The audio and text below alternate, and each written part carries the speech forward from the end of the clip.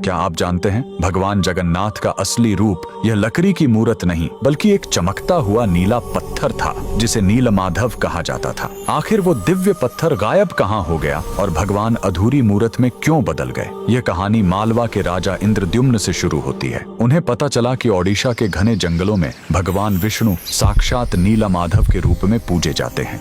राजा ने अपने मंत्री विद्यापति को खोज पर भेजा। विद्यापति जंगलों में भटकते हुए आदिवासी सरदार विश्ववसु तक पहुंच गए, जो गुफा में गुप्त रूप से नीलमाधव की पूजा करते थे। विद्यापति ने सरदार की बेटी से शादी की और जिद करके गुफा देखने की बात मनवा ली। सरदार ने शर्त रखी कि वे उनकी आंखों पर पट्टी बांधकर ले जाएंगे, लेकिन विद्यापति ने चालाकी की। उन्होंने रास्ते में चुपके से सरसों के बीज गिरा दिए। कुछ दिनों बाद जब बारिश हुई तो सरसों के पौधे उग आए और विद्यापति को गुफा का रास्ता मिल गया। उसने तुरंत राजा को खबर दी। राजा इंद्रद्युम्न अपनी विशाल सेना लेकर घमंड के साथ भगवान को लेने पहुंचे, लेकिन उनके वहां पहुंचते ही नीलमाधव की मूर्ति हमेशा के लिए गायब हो गई। भगवान अपने भक्त विश्ववसु के साथ हुए धोखे और राजा के घमंड से नाराज थे। राजा ने रोकर माफी मांगी और अन्न जल त्याग दिया। तब आकाशवाणी हुई, मैं अब उस पत्थर के रूप में नहीं मिलूंगा, अब मैं समुद्र तट पर एक लकड़ी के लट्ठे के रूप में आऊंगा। कुछ समय बाद पुरी के समुद्र तट पर एक विशाल अद्भुत लकड़ी का लट्ठा तैरता हुआ आया। राजा समझ गए कि यही भगवान का नया रूप है। उन्होंने तुरंत आदेश दिया कि इस पवित्र लकड़ी से भगवान की मूर्ति बनाई जाए, लेकिन समस्या यह हुई कि वह कोई साधारण लकड़ी नहीं थी।